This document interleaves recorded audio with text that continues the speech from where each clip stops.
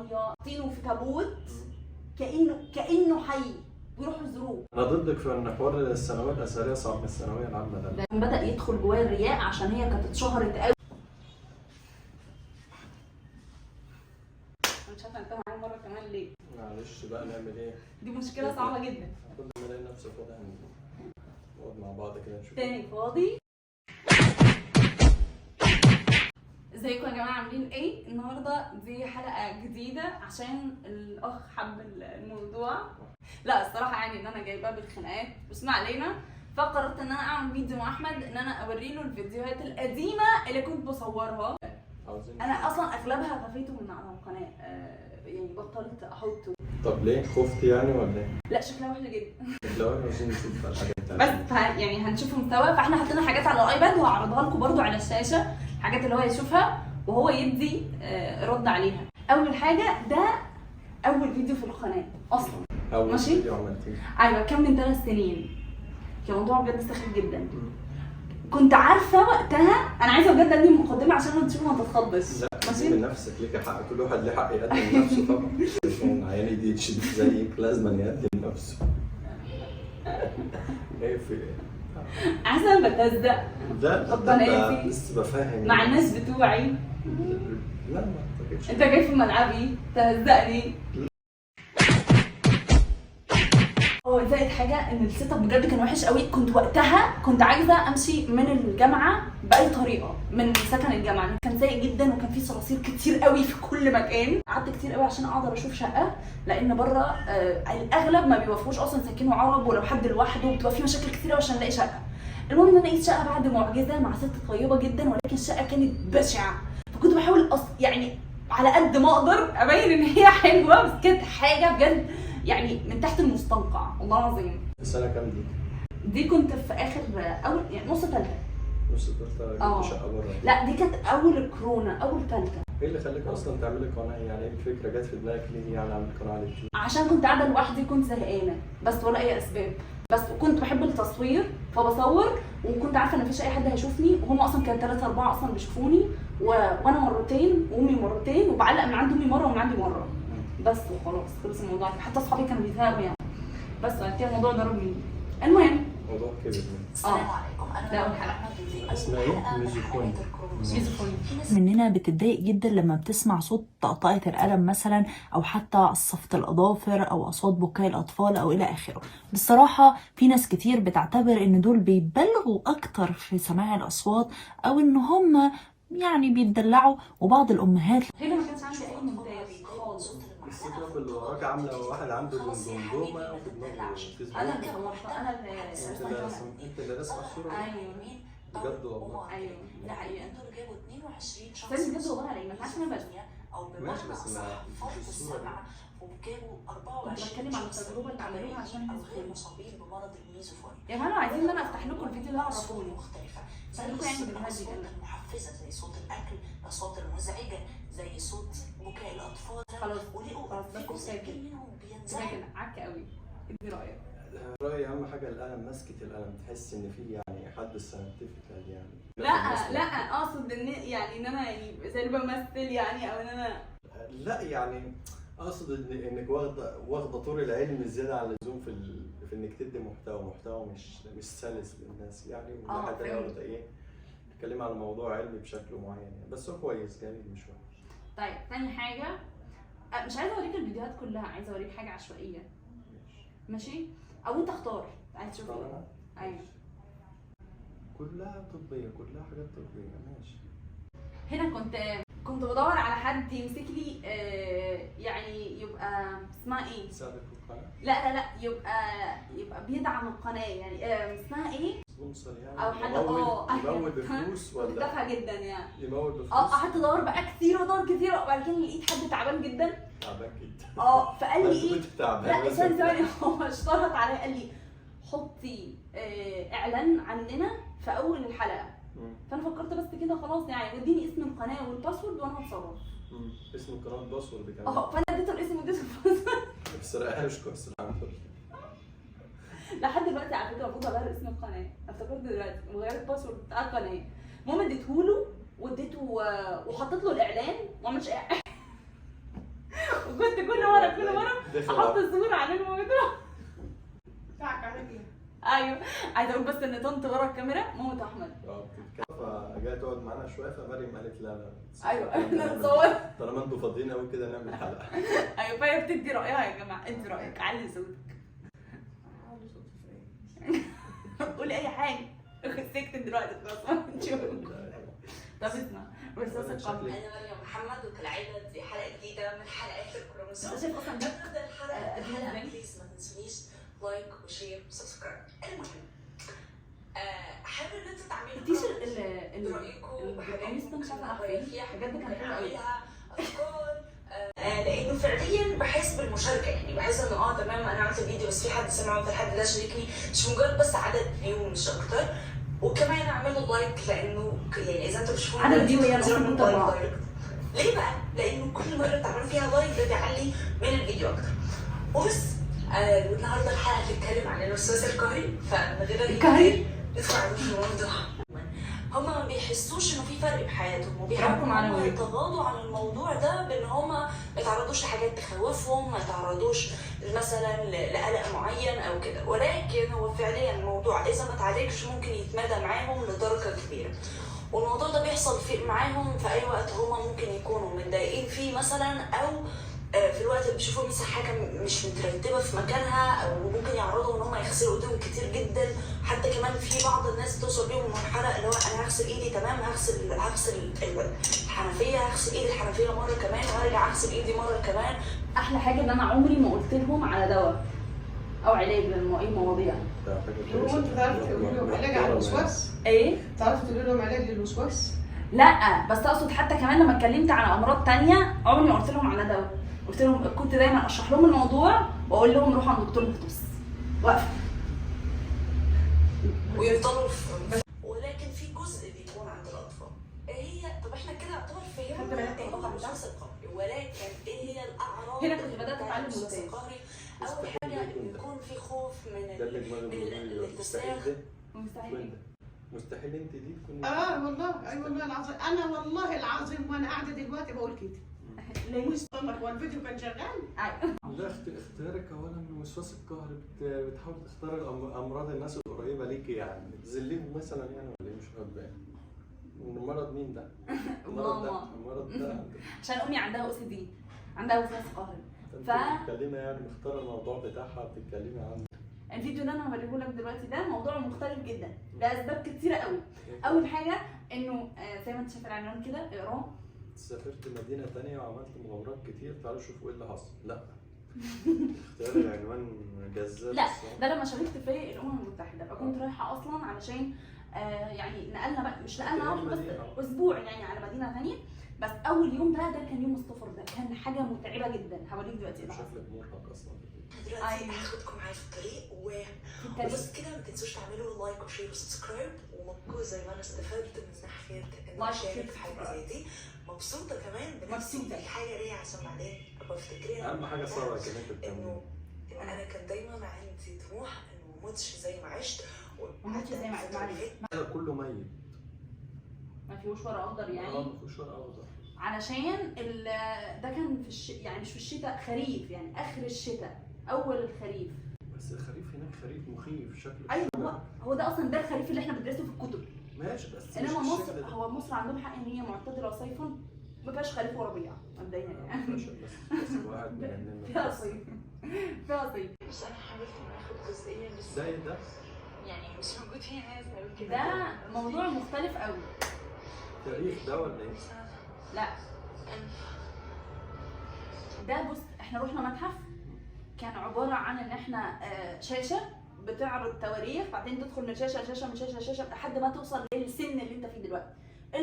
ناس مغوليين بس رسومات يعني، ورسم مش عارف واحد في سنه اولى ابتدائي رسم حرب من جيشين اهو. دول يعني ده واحد في سنه اولى ابتدائي رسم حرب من جيشين. لا بس هو اصلا الموضوع مختلف تماما، عشان الموضوع بقى كمان في ترابيزه كده كبيره بتقف عليها تبص كانك شايف الاحداث وهي بتحصل. بس فكره كويسه. ويطفوا النور. الناس بتحترم تاريخ معلوم كاتبين 1096 1093 يعني جايبين الدنيا من قديم قوي. فعلا دي حقيقه. جايبين فترات تاريخهم وعاملين له متحف مخصوص عشان يعني تبقى قاعد في الفتره كلها، مش بس كده. طيب. في متحف مخصوص لده. المهم يعني ان دي كانت اول يوم رحنا بعد السفر، رحنا على المتحف على طول. استنى، بعدين هنا بقى ده كان اجتماع عشان يحكوا لنا هنعمل ايه في اول يوم وادبيات التعامل في الجلسه اللي احنا بنشرح فيها. فالمفروض مثلا اول يوم ان كل واحد هيقدم تقرير عن بلده، هيقدم حاجات هيتكلم فيها عن البلد اللي هو مش البلد اللي هو بيتكلم عنها. فانا كنت مثلا انا بمثل الولايات المتحده الامريكيه، مش مثلا ده انا كنت فعلا بمثل الولايات المتحده الامريكيه، فانا بتكلم بلسانها. فبطلع مثلا اول يوم اتكلم خطاب طويل عن حضاراتي وانا ومين وليه وكده. فبعدين بقى بعدين بقى اللي حواليا، وهقدر بقى اقدم ايه للمجتمع وهغير ايه وهسوي ايه وكده. وطبعا بقى بتكلم على تاريخ القديم وكده. فالناس بقى اللي قاعدين كل واحد فيهم بنتعامل معاه على انه هو دوله. يعني مثلا بنمثل الصين، هو الصين، هو المتحدث باسم الصين دلوقتي. كل دولة بتختار المتحدث بتاعها؟ لا، على حسب القرعه اللي بتطلع، دي مش حاجه احنا اللي بنقررها.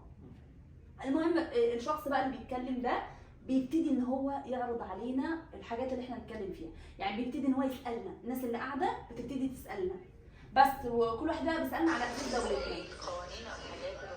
وكانوا بيعلمونا كمان اداب التعامل. شوف الشجر هنا عامل ازاي برضو، نفس يعني لا شكل الشجر وحش مرعب. لا شكله مرعب والله. هنا اصلا طلعونا فوق جبل عشان نشوف صنم واحد فوق. صنم يعني تمثال واحد بس، تمثال واحد فوق. طلعنا كل ده عشان نشوف اصلا الدنيا من فوق دلوقتي. هو ده الجنرال. هم حاطينه فوق الجبل يعني المفروض تنزلوا للناس تحت. الجنرالات اصلا مش عارفه اتكلم، مش عارفه اشرح لهم، فبقول الجنرالات اللي دفعوا من المدينه. ايه رايكم؟ طلعت فوق يعني قوي يعني. انا اصلا مش قادره اطلع، انا اصلا نفسي كان طالع طول الفيديو. مع ان انا اصلا بحب الحركه والطلوع وكده، بس وقتها كان برد قوي ومش مستحملين ان احنا يعني نطلع. هنا بقى رحنا كهف عشان دي الميه الراكده. ليه؟ ده كنا داخلين في كهف ماشي عشان نوصل للاخر للميه الراكده.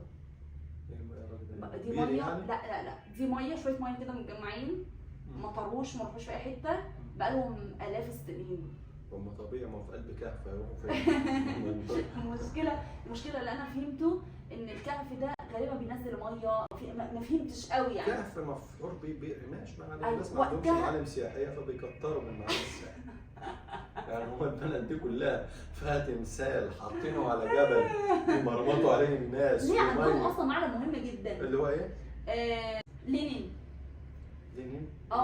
ميت وحاطينه في تابوت كانه حي، ويروحوا يزوروه يعني عاملين في جسمه حاجه زي ما هو نفسه، هو اللي مفتوح في التابوت وتروح تشوفه.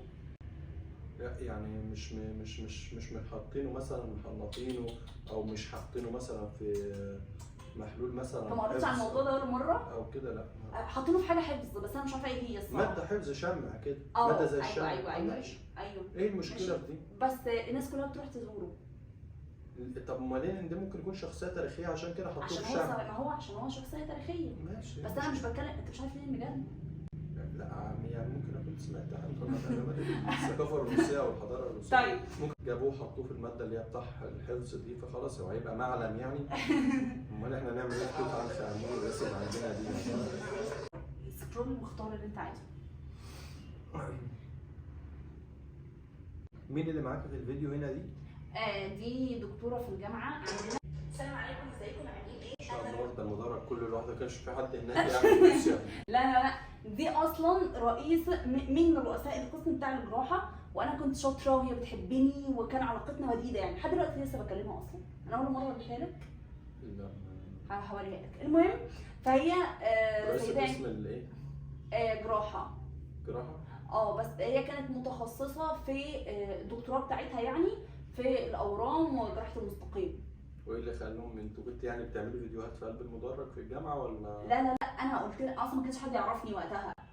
بس هي عشان بتحبني وكده، فانا قلت لها عايزاكي تدي سبورت وعايزه اصور حاجه انا وانتي، وانا بعمل حاجات طبيه، فهي وافقت جدا. وراحت جايه بعد البتاع حجزت لي الجامعه وحجزت المدرج واتفقت مع الامن ودخلتني بالكاميرا وخلتنا ننطلق. مفيش حاجه جوه المدرج يعني اللي انت ايوه فهو ده. بس اصلا انا هنا كنت مرعوبه. انت بص كلامي، بص. محمد وكالعاده دي حلقه جديده من حلقات الكروموسوم، وهي يعتبر وايه اختيار الكروموسوم ده يا مريم؟ يعني ايه اللي عجبك في الكروموسوم يعني؟ انا اخترت اسم الكروموسوم وقتها، كنت عايزه اعمل بقى الاسم المستعار والناس اللي يعني فاهم سسبنس يعني، عشان الناس لما تمشي في الشارع يلحق الكروموسوم ماشي. بس انا كنت مختار الكروموسوم عشان احنا بنبدا احنا عباره عن كروموسومات. وكنت عايزه اعمل حاجه طبيه. فكنت عايزه اللي هو يعني تستوحي على كلمه انسان. تفكير عبقري صح؟ لا تفكيرك عميق شويه. ده انا اصلا هنا ما كنتش عارفه اتكلم خالص. بص انا بتكلم ازاي؟ اقدم حاجه زي دي عندي في القناه. ده رقم واحد. رقم اثنين، المكان اللي احنا فيه النهارده ننتمي لمكان عظيم زي ده. كده ما اعرفش كميه المشاكل اللي انت كنت عاملها فيها. لا بس انا ما كنتش بعمل مشاكل مع الدكاتره. انت عارف الكلام ده؟ مع الطلاب. ايوه مع الطلاب، بس الدكاتره كلهم كانوا بيحبوني، ما كانش عندي مشكله خالص مع غير واحده بس بتاعه لغه. كان بدايه ما رحت، وعشان هي كانت عايزاني بالاجبار وبالاكراه، عشان انا لما صوتي بغني وصوتي حلو كده، فهي كانت عايزاني اطلع على مسرح الجامعه يوم راس السنه، ماشي، امسك البتاع اللي هي الشراشيب دي، ايوه، واغني اغنيه للاطفال، اغنيه اطفال على مسرح جامعه قدام الدكاتره، واقف اعملها كده. فكان الموضوع بجد يعني مستفز جدا. قلت لها مستحيل، ولا هطلع ولا هغني بالطريقه دي، ولو ايه اللي جرى مش هروح. المهم ايه، ففي نفس الوقت كان في حفله في جامعه جنبنا، وكنت انا بقى لسه رايحه، وكنت ايه اللي هو الطالب النجيب يعني اللي هو بيتعلم لغه بسرعه، بيلقط تعاملات مع ناس بسرعه كده. فعرضوا عليا بما ان انا جديده ان هم يعرضوني وان انا يعني اقدم في الحفله دي شعر، اقول شعر يعني. عربي ولا بروسي؟ بالروسي. كانوا ناس تجمع روسي يعني. ايوه هي حفله كبيره جدا في الجامعه، عايزين يقدموني ان انا بقى ايه اللي هو انا بتكلم ان انا بقى يعني لسه جديده واتعلمت لغه ومش عارفه ايه وكده بقى. المهم فكانوا عايزين يقدموني ان لسه جديده ورغم كده اتعلمت لغه مش عارفه ايه. كانت مسرح كبير جدا، والجامعه دي فيدراليه يعني هي في ليها فروع، جامعه كبيره جدا عريقه يعني. فانا قلت لا هروح، وجامعه هندسه بقى، والمدرسه دي اصلا بتكره اللي يروح هناك علشان هو كده كانه بيعاديها يعني، بيعمل ند بند يعني. بس فروحت بقى، رحت عملت مشكله كبيره جدا، وقررت ان انا لازم اتفصل من الجامعه، وانه عملت مشاكل كتيره قوي، الا ان انا اروح ارقص على مسرح الجامعه مع الناس كانوا بتاعتين دول. لان هي عرضت عليا الاول وانا رفضت. فانت رحت وانا رحت هناك، فطبعا دي حاجه كارثيه يعني. وراحه كمان ايه، انا اسفه، رحت كمان ايه بقدم شعر بقى وبتاع، وعامله نفسي بني ادمه يعني. وبعدين كانوا عاملين كمان زي كل واحد يقدم الزي اللي هو بيلبسه يعني في بلده. فانا كمان رحت جايه لبست الفستان بقى البينك وخمار ابيض وقتها، ورحت قدمته كده، يعني كان الموضوع لطيف يعني. بس فهي طبعا لما عرفت بهدلت الدنيا ان انا ازاي ما وافقش بالعرض بتاعها وان انا اروح هناك والا تفصلني، وعملت كل المستحيلات عشان تفصلني. وسبحان الله ان انا كملت لحد دلوقتي ما عنديش استجابه خالص. فضلت بقى لحد اخر السنه تدعوني بالغبيه.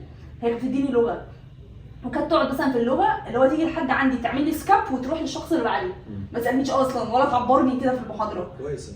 بعدين تقول لي ايه، تقول مريم دي غبيه تعمل لي كده، واول ما ادخل تلاقيها جيتي يا ما تجيش انت جايه اصلا كده، ودي مثلا في نص المحاضره فتسمعني كلام. فده عمل معايا مشكله ان انا بقيت مش واثقه في نفسي خالص، فبقيتش بتكلم لغه قدام حد، بقيت بقلق بخاف. بعدين اكتشفت ان انا افضل واحده بتكلم لغه في وسط كل البنات العرب الموجودين، بل اكاد انا احسن منهم في كل يعني في السنه اللي احنا خلصناها. بس فوقتها بقى بدات ان انا لا اقوي نفسي وان انا اتعلم. بس انا علمت نفسي بنفسي. في اول سنه ما حدش علمني خالص، هي ما علمتنيش ابدا ابدا ابدا. بقيت انزل الشارع وامشي واركب باص، واتوه في الباص، فانزل في باص تاني فاضطر اسال في الشارع واتكلم. وتعرفت بقى على ناس اصحاب روس. قد ايه روسي مثلا؟ قعدت بالظبط سنه ونص.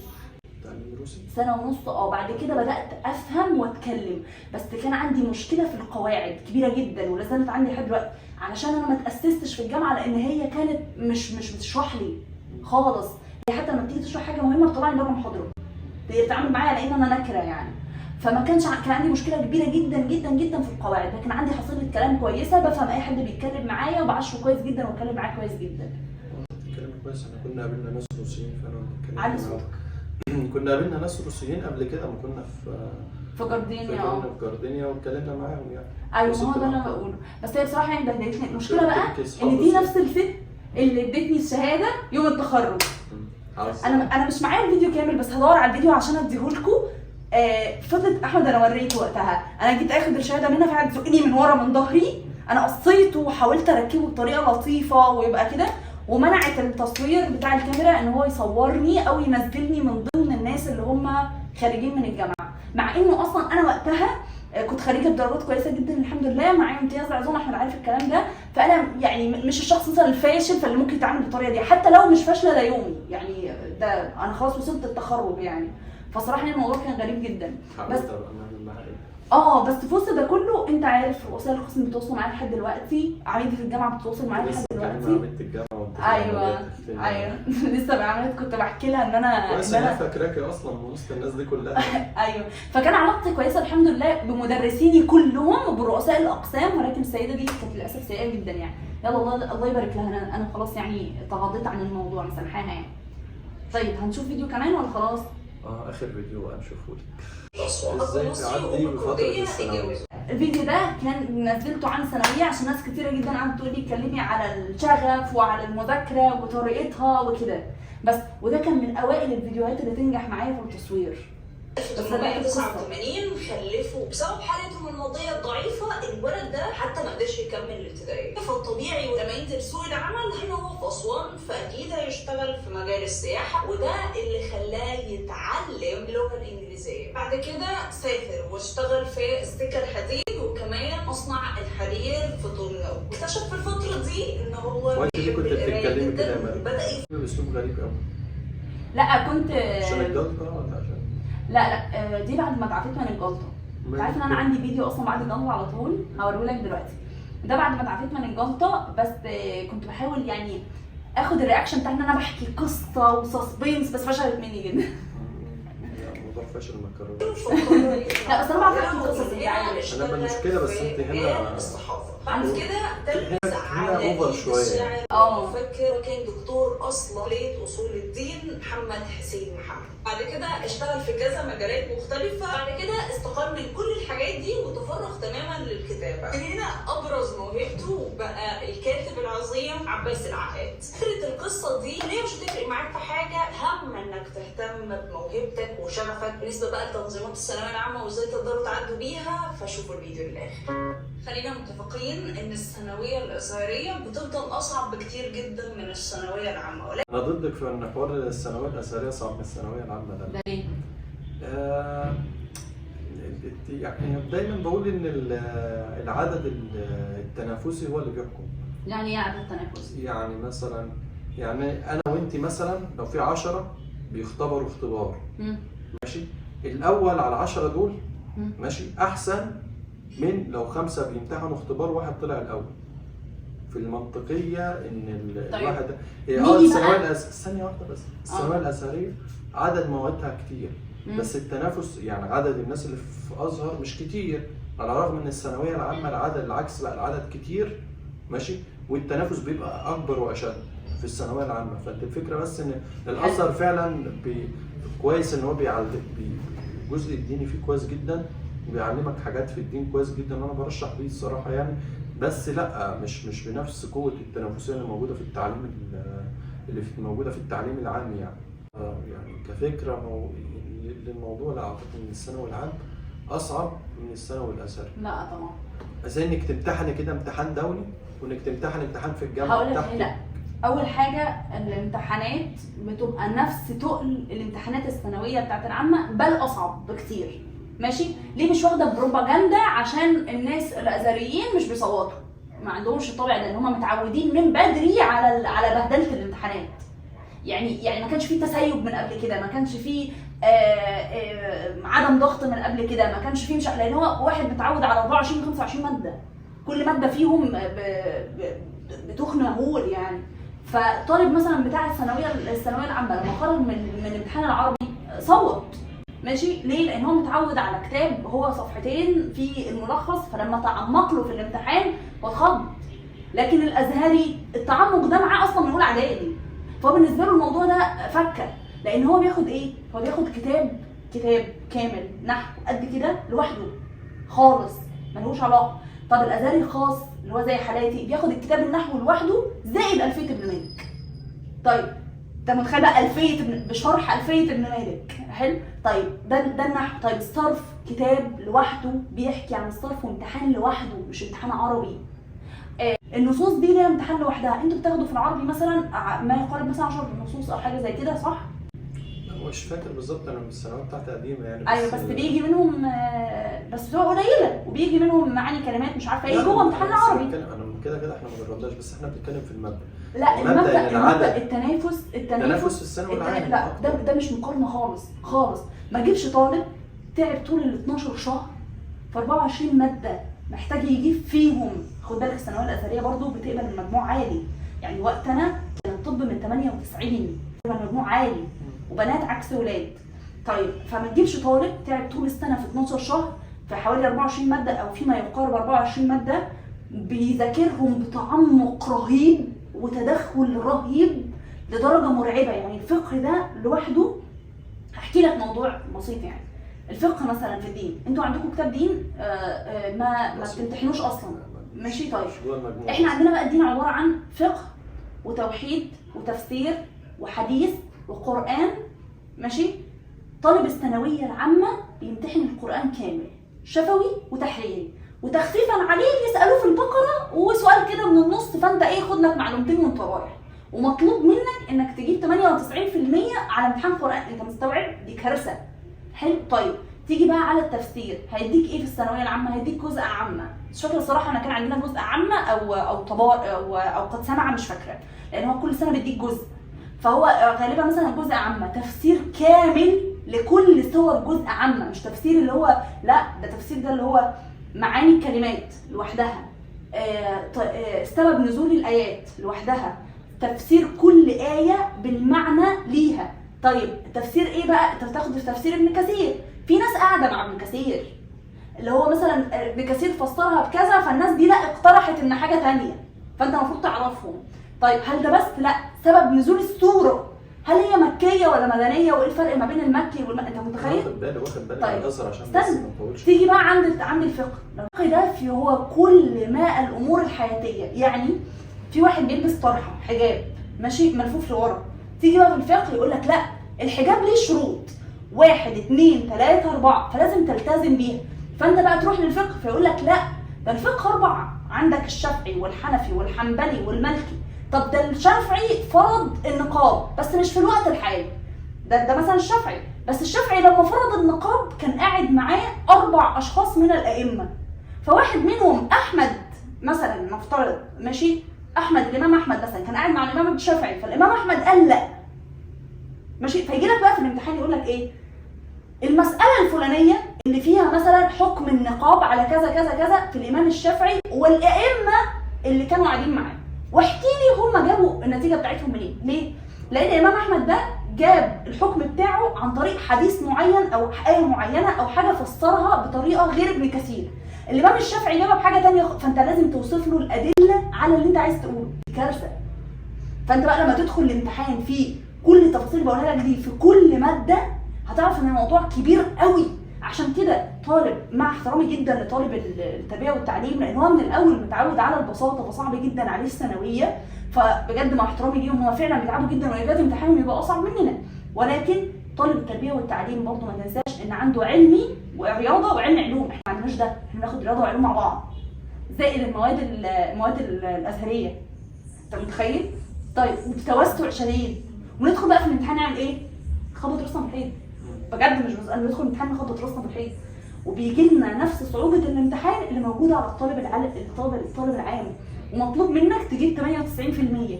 فاصبح هل يتساوى شخص عنده 12 شهر بيعمل فيهم 5 مواد زي واحد عنده 12 شهر بيعمل فيهم 24 ماده وكل واحده فيهم فيها مليون تفرع، مستحيل. هما في المنطق حتى ما يتسووش. عشان كده بتلاقي ان طالب الازهر زي انا وانت كده، طالب العام اغلبه بيبقى هادي، معلوماته محدوده للاسف يعني، ودي حاجه ما تزعلش حد. لكن طالب الازهر عنده توسع في كل المجالات، لانه قرا بتوسع عن كل المجالات. انا وجهه نظري لسه لا تزال زي ما هي. وجهه نظري ان انا شايف ان الثانويه العامه التنافسيه فيها اقوى، اللي بيتميز فيها بيبقى فعلا مميز، لان عدد كبير بيتنافس، فمعنى انك تفوز في العدد الكبير ده انك افضل. بس طبعا الثانويه بيحصل فيها حاجات كتيره يعني، مش ما بقتش مقياس زي الاول على الحاجات اللي احنا بنسمعها دلوقتي يعني. تسريب الامتحانات والحاجات دي ما بقاش كويس قوي يعني. نشوف فيديو تاني. انا مركزه معاك، بس انا بحاول اطلع لك الفيديو اللي انا قلت لك عليه. استنى، بتاع الجلطه، كنت عايزه اوريهولك.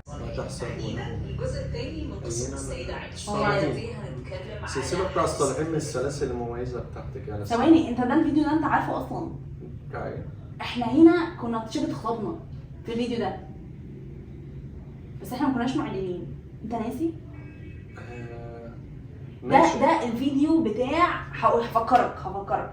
ده الفيديو بتاع عمرو بن العاص لما حب السيده زينب. افتكرته؟ انت وقتها اصلا وديته الفيديو ده وسمعته لطنط عشان تقول لها قد ايه ان انا يعني بعمل حاجات لطيفه وحلوه وكده. هي كانت مقتنعه بيا اصلا، بس انت كنت بتحاول تخليها يعني سبورت اكتر للموضوع. افتكرته؟ ايوه. فانت فاكر اصلا الفيديو ده؟ هتشوفه لسه؟ مش تخيلي برضه. على العموم يعني السلسله بتاع الصالحين بتاعتك دي من السلاسل الحلوه يعني. السلسله بتاع الصالحين بالسلاسل الكويسه اللي انت عملتيها يعني. ايوه، انا كنت عاملاها اصلا صدقه ولا زلت يعني، ربنا رب يعيني عليها. بس جيت فتره كبيره قوي سبتها، وناس كتيره جدا سالتني. في حد بيقول في الكومنتس ان هو بقطع كتير. انا بقطع كتير؟ وانا بتكلم اصلا. ما بتكلمش. طيب لا بس بس دور البرد النهارده مأثر عليا شويه. عشان احمد عنده برد. هو اصلا كان بيتكلم لجوه، فدلوقتي احنا دخلنا جوه قوي. يعني احنا حاليا قاعدين في معدته عشان نسمع هو بيقول ايه. ما بالك بقى ما يبقى عنده برد كمان. فاحنا محتاجين حاليا ندخل في معدته نسمع. انا قلت له كتير جدا عندي صوتك وزهقت، فخلاص بقى يعني حطوا التليفون في ودانكم. طيب، وعموما هي السلسله بتاع الصالحين من السلاسل الكويسه ليكي. ايوه. من الحاجات يعني، حتى كنت بقول لك كتير يعني تبداي تعمليها يعني. بس هي سلسله مميزه يعني. كل ما تبقي فاضيه اعملي واحده، اعملي حلقه. لا انا سبتها فتره علشان هي وجابت ناس وفي ناس بتطلبها، فانا بدات احس اللي هو انا يعني. فعشان كده فتره سبتها عشان اادب نفسي واعرف نفسي ان مش دي الحاجه اللي احنا المفروض نعمل فيها كده.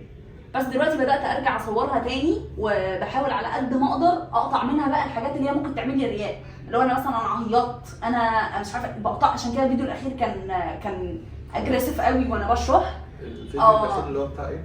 بتاع النخل لما كان واحد. لا النخل ده انا انهارت عياط. انا اصلا ما عرفش اوصل من كتر ما انا عيطت. ده انا انهارت عياط. لا الفيديو الاخير كان عشان عبس وتولى. بتاع انا قلت عشان بسمع الجمله، قلت اقصد يعني على سوره عبس وتولى. كنت بحكي على ابن ام مكتوم. انت سمعته؟ ما انا سمعته. انا سمعت نص الفيديوهات. انا من الحلقه خلاص يعني هننهيها دلوقتي، بس هوريك يعني حقك تختار فيديوهين شورت سريعا. ماشي؟ فيديوهين شورت. ده مين ده؟ فرح مين ده؟ اخويا وعزوتي. فرح احمد اخويا. احمد اخويا. في احمد، انت مش عارف احمد اخويا؟ بس مش ظاهره صورته يا مريم، لسه ما ظهرتش صورته. ظاهره صوره بدر. ايوه ده انا اللي مصوراه اصلا من هناك. احمد اهو. كنت هنا اجازه اصلا في الفرح ده صح؟ دول اصحابي الروس. شيشانيه وروسيه لامبا. كنت ساكنه مع الروس في لا بعد ما جات لي الجلطه كنت متعرفه على عيله روسيه وكانوا قريبين مني يعني جدا. بس دول شيشان ودول روس. انت كاتبه شيشان. ما هي واحده شيشانيه اتجوزت راجل روسي وعاملين عيله وبيت هناك. دي أيوة. تبقى بنت خالد دي. ايوه يعني الشيشانيه بنت خالد الروسيه. قرايب. بس فهم كانوا متجمعين هناك، وهي الست دي يعني زي فاتحه بيتها كده لاي بنت يعني من عيلتها او من قرايبها او من اصحاب بناتها وكده. هي عندها فيلا كبيره وبيت كبير وكده. بس فانا رحت بقى نقلت عشت معاهم فتره طويله جدا وقت ما كنت لسه عندي الجلطه، وبصراحه يعني رعوني بكل الطرق لحد دلوقتي لسه اصحابي. يعني لويزا ما اعرفش. لويزا الكبيره في السن اللي هي اللي انت كلمتها في التليفون اللي بتتكلم لويزا، انجليزي. بس. ايوه لويزا ماشي. بس هي دي، فانا عشت معاهم بقى، ودول ولادها، دي بنتها ودي بنت اختها. بس وده كنا بنعمل فيديو بسيط اللي هو احنا بنقول مثلا كلمات بكذا لغه، والكلمه المتشابهه تبقى حاجه حلوه يعني. ايوه تسمعوا؟ فهمت الفيديو. لا فهمته من اول أيوة. مرة. انا بقول بس كده يا جماعه، بس كده. لو انتوا عايزين ان احنا نعمل حلقه تانية من الفيديو ده عرفونا، ودمتم بخير يا جماعه. وقولوا لاحمد انه الثانويه الازهريه اصعب بكتير قوي من الثانويه العامه، حتى بتوع ثانويه عامه يكتبوا له في الكومنتس تحت. لا احنا نعمل سكريبت ونشوف، بس انا مقتنع. انا متاكده حتى بتوع الثانويه العامه نفسهم هيكتبوا تحت. ماشي. لا ما اعتقدش. مش عارفه، بس ما علينا. المهم دمتم بخير يا جماعه، نشوفكم ان شاء الله في حلقه جديده. عشان ناويه انا واحمد نعمل حاجه كده لطيفه هتنزل قريب ان شاء الله. فدمتم بخير. هروح اشرب شوربه الساعه. تشرب شوربه؟ لا هروح اشرب شوربه وليمون عشان تعبان. طب قول مع السلامه. مع السلامه. اقفل الكاميرا. مع السلامه.